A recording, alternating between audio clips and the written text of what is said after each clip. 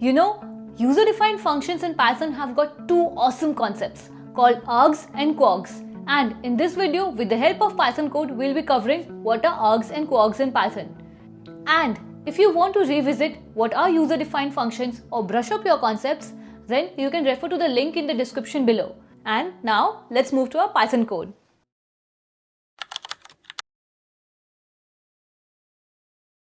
Let's start with args in Python. Args help in making our user-defined function more flexible and dynamic. Suppose in our user-defined functions, we don't know how many values a variable can take or a parameter can take. Then we will use args. To understand args, let's take an example. Suppose I have a user-defined function which takes only one value x. But while calling that function, if I'm passing multiple values, let's see what happens. Suppose my function is def my function, it takes only one value which is x, and if it prints the value x. Now while calling this function, suppose if I write my function 10, then it is printing the same value 10. But what if I write 10, 20, 30? It will throw up an error. That is, the function takes only one positional argument, but we are returning 3. Then what to do in this situation? What we can do, we can use something called args. How args work is, firstly in my UDF, after my parameters, I will write star args. Note, this args is just a keyword. The main thing is this star. You can call it something else as well. We will cover it in a couple of minutes. Now if I call my function over here, see it is now assigning 10 to x. Now what happened to this 20 and 30? They automatically got assigned to args as a tuple. Let's now print it. Let's say our function is, instead of printing x, I am writing it as for loop I in args print I. Then if I write this thing, see, it has now printed 20 and 30. What it did was, it created a tuple called args and it assigned the values 20 and 30 to it. We can also use args to do a mathematical calculations when the number of elements are not defined. Let's take this example. Suppose over here I'm creating another function is called sum function and I'm naming everything as star args. And over here I write return sum args. If I write sum underscore function 10, 20, 30 and if I run it, what it did was it assigned this 10, 20 and 30 to args and then it summed it. That's why it is returning 60. As I mentioned earlier, it's not necessary that in args we should use the word args only. We can use something called as, let's say, my vector, because here to indicate it we need to write the star. That's the most important part over here. Whatever you name over here, I can use anything. Now if I run the same thing, it's going to give me the same result. Now there is a very similar concept to args which is known as kwargs. However, the subtle difference is the additional arguments is args, they are combined together to form a tuple. However, the arguments defined as kwargs, they combine together to form a dictionary. Let's understand with the help of an example. Suppose over here I am creating a UDF def my function and over here to denote a kwargs we write double star.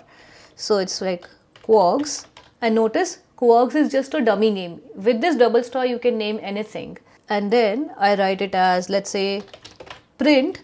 Since kwargs creates a dictionary, that's why let's write kwargs.items to see the output.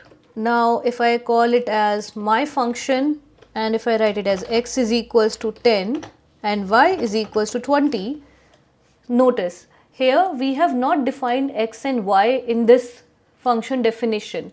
However, what it will do, it will create a dictionary of a key value pair where the keys are x and y and the values would be 10 and 20.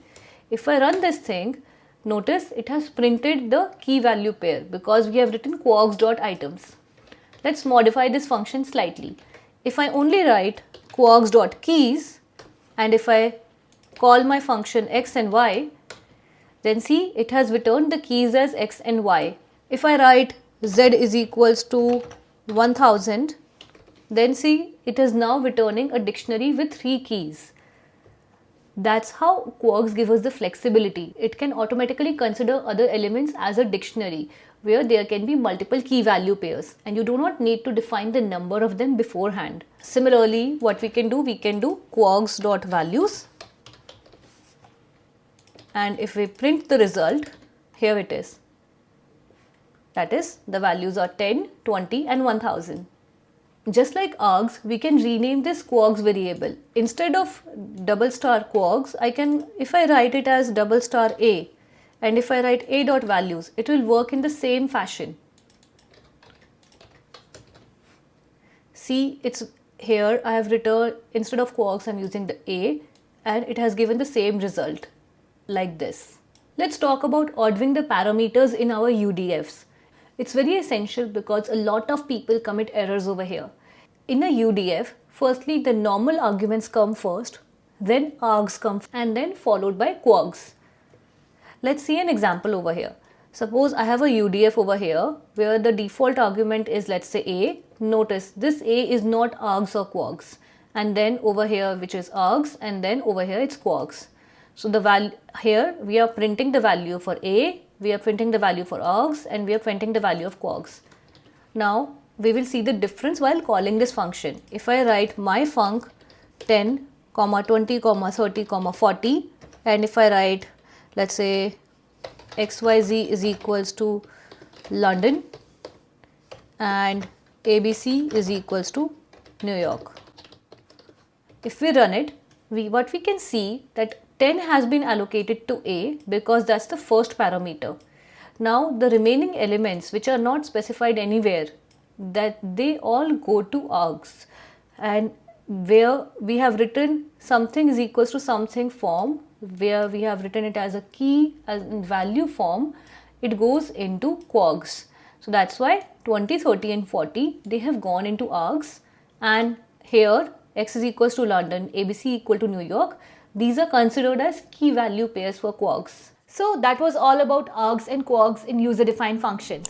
Do let us know in the comments below how did you find this video, and stay tuned for upcoming content. Until then, see you soon.